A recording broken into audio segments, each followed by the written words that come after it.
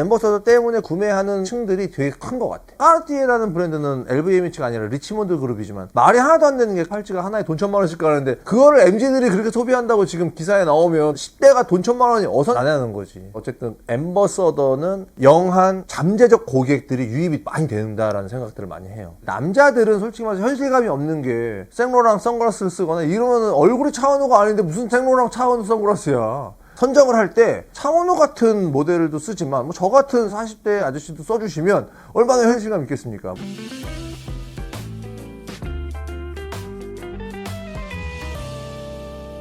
전 세계에서 뭐 잠깐이지만 전 세계에서 부자 랭킹 1위가 패션 관련된 이례적인 좀 일이 있었는데, 사실 패션으로 전 세계 부호가 된다는 건 어떻게 보면 좀 쉽지 않은 일이겠죠?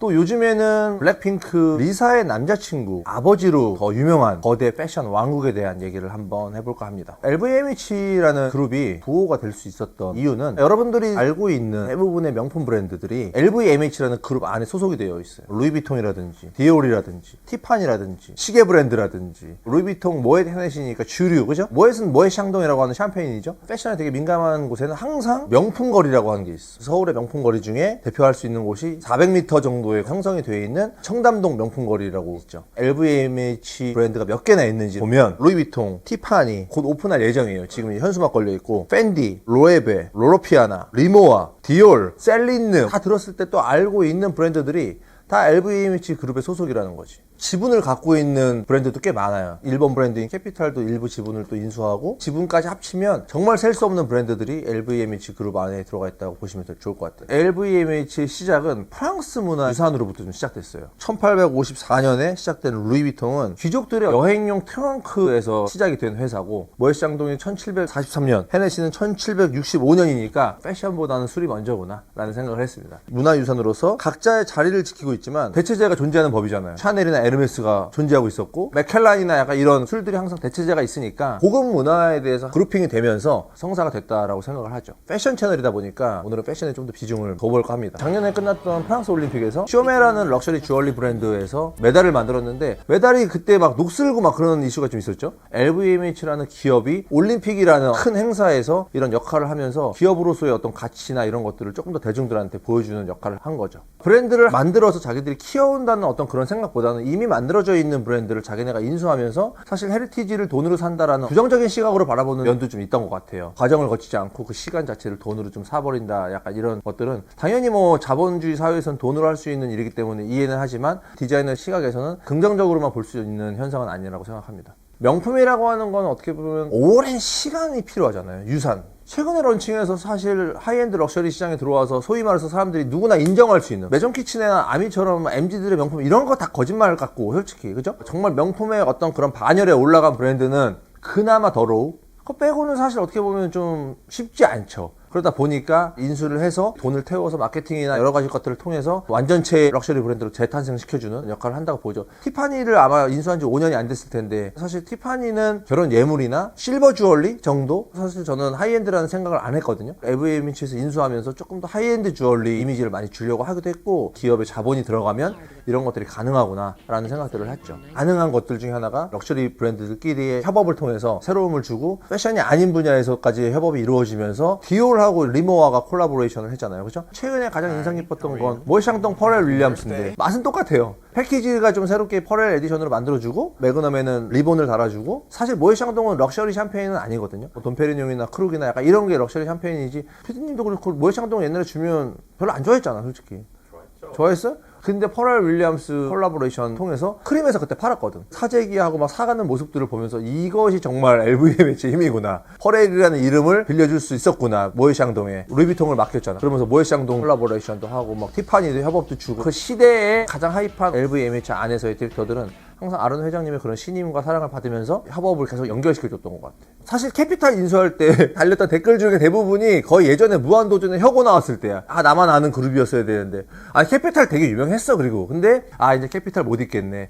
방구석에서 참 여러 가지들 고생들 하시네. 약간 이런 생각을 했지만, 부정적인 시각도 있었지만, 좋다고 생각하는 것 중에 하나는 LVMH 프라이즈죠? 저는 뭐 신청하려다가 제가 나이 때문에 이제 신청 못했다는 슬픈 사연이 있었지만, 전 세계 신진 디자이너들이나 유망한 디자이너들을 어워드를 통해서 발굴하면서 상금도 주고, 우승을 못해도, 야, LVMH 어워드에서 여기까지 올라갔대 하면서 브랜드에 대한 신뢰감? 약간 이런 것들이 생기면서 실질적인 비즈니스에도 분명히 큰 도움을 주겠죠. 이 사람들은 원래 옷을 잘하던 사람들이었겠지만 한국에서는 크게 노출될 일이 없으니까 실력 있는 브랜드들이 되게 힘들게 고군분투하고 있지만 이런 기회가 없기 전까지는 사실 쉽지 않겠구나라는 생각을 했고, 또 반대로 소비자들 입장에서는 수상 경력만으로 브랜드를 소비하는 것보다는 조금 더 브랜드의 히스토리나 약간 이런 것들을 잘 알고 구매하는 것이 좋지 않을까라는 생각을 해봤습니다. 또 마찬가지로 패션이라고 하는 것들은 단순히 옷을 떠나서 예술적인 거 굉장히 밀접한 관계를 갖고 있잖아요. 예술재단, 뮤지엄이라든지 약간 이런 것들을 통해서 단순히 패션이라는 것을 옷으로 표현하기보다는 이런 아트나 하나의 장르로 묶어주는 것들이 LVMH이기 때문에 가능한 일이기도 하죠. 너무나 거대한 왕국이 되었기 때문에 나오는 우려의 목소리가 있는데, 사실 너무나 죄송한 얘기지만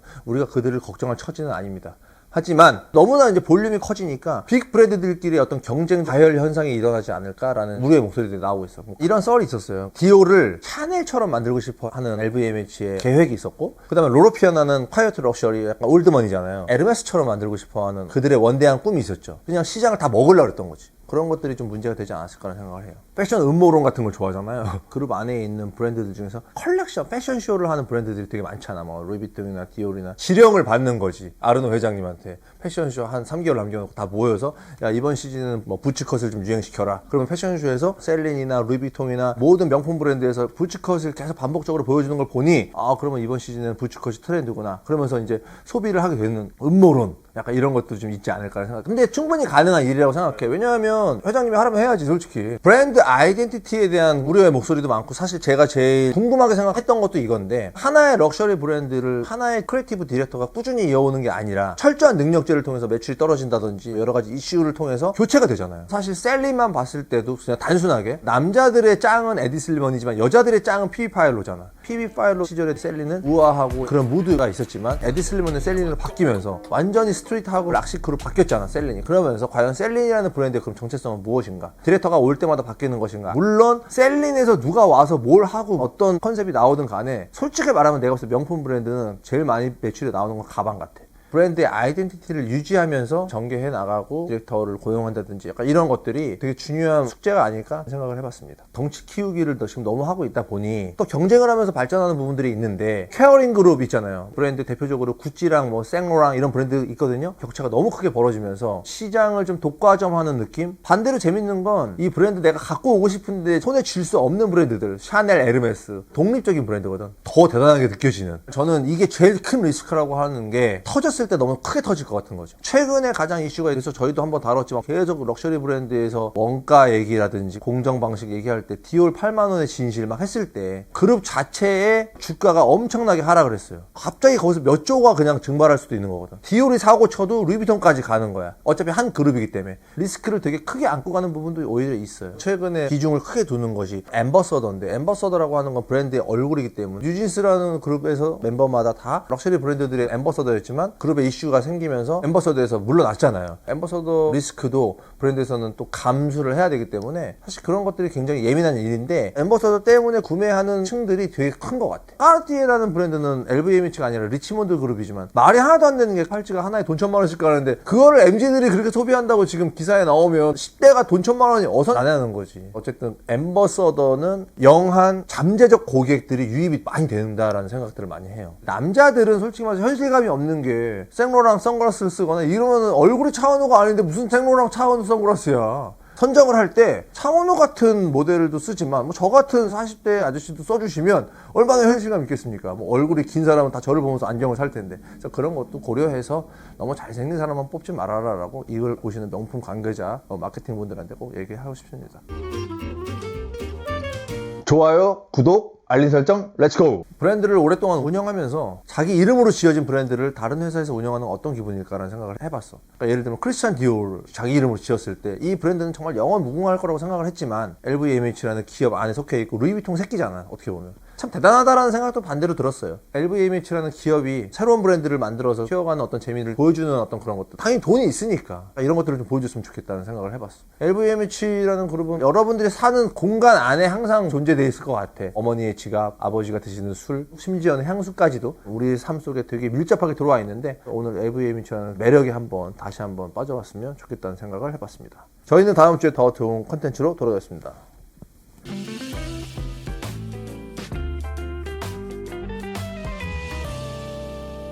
크리스찬 디올이 한국으로 따지면 무슨 김정숙 그렇죠. 김정숙 부티크. 그렇죠. 그런 거에 너무 현혹되지 않았으면 좋겠다. 왜 현혹되지 말아요? 이름이 멋있잖아요. 솔직히 크리스찬 디올, 크리스찬 루브텍. 일단은 이름이 간지야. 사실은 저도 처음에 들었을 때는 뭐 지용킴, 김혜김 이거 지금 뭐 하는 거야? 막 약간 이게. 근데 이름을 어떻게 짓느냐도 중요하지만 그 이름을 짓고 나서 그 브랜드를 정말 죽이게 만들어 놓으면 그 이름이 멋있어 보이는 게 패션이야. 비욘드 클로젯 앤 아카이브.